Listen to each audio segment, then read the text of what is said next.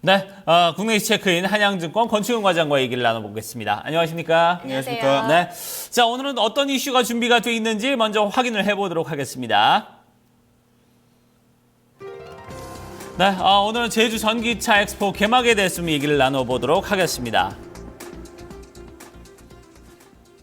네. 자, 일단 뭐 주제에 앞서서 우리 증시 좀 지난주 금요일 상황부터 좀 먼저 체크를 해봐야 될 것 같은데요.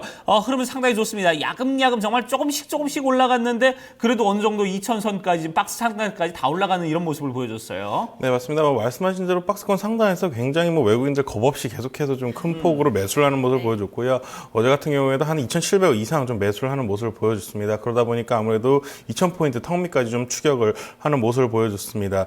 일단은 단기 저항에 대한 부담감이 좀 있습니다만 글로벌 경제 공조가 좀 시장 분위기를 굉장히 좀 훈훈하게 만드는 것이 아니겠는가. 거기다 유가도 굉장히 좀 탄력적으로 움직이고 있기 때문에 그런 부분에서는 시장이 추가 상승을 좀 기대해 볼 만한 그런 상황이다라고 좀 말씀드릴 수 있겠습니다. 코스닥 같은 경우도 코데지 컴바인에 대해서 굉장히 큰 우려감을 제가 좀 말씀을 드렸었는데 일단은 코데지 컴바인이 생각보다는 굉장히 견고하게 좀 지켜주면서 700포인트 근처까지 또 가는 모습을 보여줬습니다. 일단은 제가 봤을 땐 단기 고점에 대한 부담감이 있습니다만은 700포인트 한번 트라이 해보지 않을까라는 기대감도 좀 어느 정도는 좀 올라와 있습니다. 외국인 같은 경우는 코스닥을 굉장히 큰 폭으로 한 900억 정도 매수를 하면서 중소형주들이 개별주들도 굉장히 좀 큰 폭으로 강한 모습을 좀 보여주고 있었고요. 그동안 굉장히 좀 약세를 보였던 화장품이라든지 바이오, 엔터, OLED 쪽 굉장히 좀 대표 성장주라고 말씀드릴 수 있는 종목들이 큰 폭으로 좀 상승을 했고요. 예전 하락폭을 거의 다 만회한 종목들이 많이 보인다 이렇게 좀 말씀드릴 수 있겠습니다. 네. 성장주들도 회복세를 회복하고 있고 이와 함께 앞서 얘기가 나왔던 코데지 컴바인이 급락하게 될 경우에는 그 영향력이 클 거라고 했는데 그런 부분들에 있어서도 견조한 모습을 보이면서 양지수가 상당히 순항을 보이고 있다는 부분을 체크해 주셨어요. 네. 앞서 이야기가 나왔지만 오늘 주제가 제주 전기차 엑스포 개막입니다. 금요일부터 이제 시작이 돼서 이번 주 목요일까지 꾸준히 이어지는데 사실 우리가 기대하는 CES라던가 이런 부분에서는 그 전부터 관련 주가들이 상당히 좋거든요. 맞아요. 그런 부분들은 아직까지 좀 나타나지는 않는 것 같습니다. 이번 이슈를 좀 어떻게 봐야 될까요? 네, 맞습니다. 전기차라는 것이 좀 막상 생각해보면 눈앞에 보이는 것이 없기 때문에 제가 봤을 때는 좀 반응을 안 하지 않았나라고 좀 생각을 하고 있는데, 일단은 하락 대비 주가를 회복하지 못하고 있는 것이 좀 사실입니다. 제가 말씀대로 시장의 개화가 아직까지는 크지 않다라고 좀 보시는 분들이 많은 것 같습니다.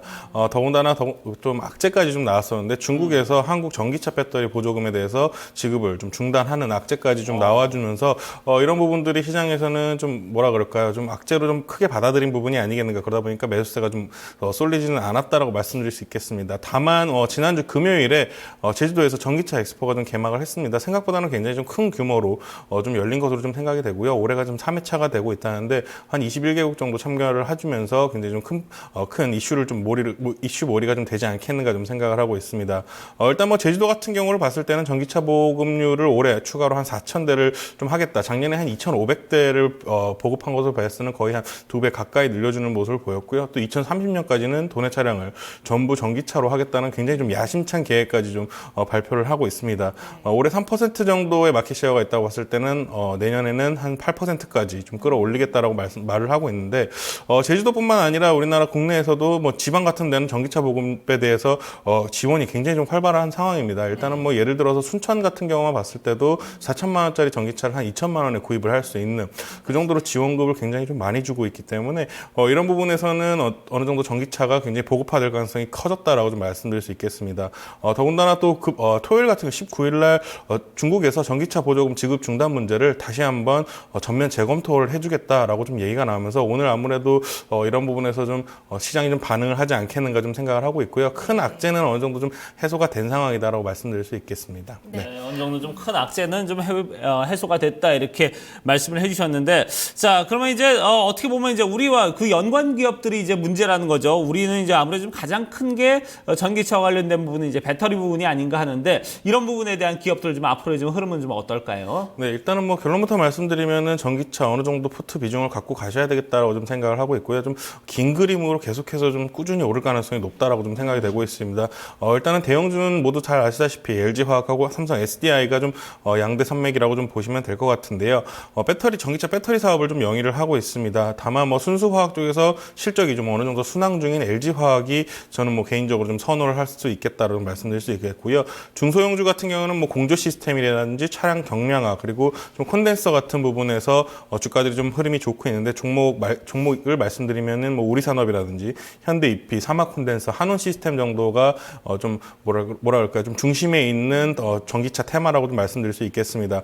일단은 현재 실적이 뒷받침되는 기업들도 굉장히 많이 있습니다. 뭐 우리산업 같은 경우도 지금 현재 주가 하락했을 때는 거의 PE 한 10배에서 12배 수준에서 좀 거래가 되고 있기 때문에 성장주 치고는 어느 정도 좀 가격적인 메리트도 많이 있다라고 좀 생각이 되고 있습니다. 그렇기 때문에 뭐 상대적으로 주가가 좀 하락이 심했던 기업들은 굉장히 좀 매수할 수 있는 좋은 기회가 아니겠는가 좀 이렇게 생각을 하고 있습니다. 네, 배터리가 중심이고 그와 더불어서 공조 시스템, 차량 경량화, 콘덴서까지 관련주를 언급해 주셨는데 그러면 테슬라 직접적인 경쟁을 한다고도 볼 수 있는 우리 완성차 같은 경우에는 이번에 또 엑스포에서 내놨다고 하는데 현대차 쪽에서요. 네, 이런 부분들은 어떻게 볼까요? 일단 현대기아차의 매출 비중은 전기차가 너무 작다 보니까 일단은 뭐 주가에 대한 반응 속도는 굉장히 좀 작다라고 말씀드릴 수 있겠습니다. 그리고 현대차 같은 경우는 전기차보다는 수소차 쪽에 일단은 초반에 좀 어느 정도 사활을 걸다 보니까 네. 전기차 쪽에서는 살짝 뒤처지는 모습이 보이고는 있기 때문에 현재 곧바로 좀 어느 정도 제가 봤을 때는 바로 뭐라 그럴까요? 주가에 좀 어느 정도 반응을 하기에는 조금 시간이 걸리겠다는 생각이 되고 있고요.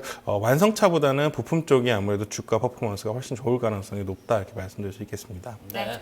자, 아무래도 좀 완성차보다는 부품주 쪽이 조금 더 좀 낫지 않겠냐 이런 부분에 대해서 저희가 얘기를 좀 나눠봤습니다. 자, 전기차 앞으로 좀 계속해서 관련 업종들 여러분들께서 좀 예의주시해야 될 부분이 아닌가 그리고 중국의 정책적인 부분도 같이 좀 체크를 좀 해봐야 될 것 같습니다. 자, 얘기 여기까지 듣도록 하겠습니다. 지금까지 한양증권 권충용 과장과 함께했습니다. 고맙습니다. 감사합니다.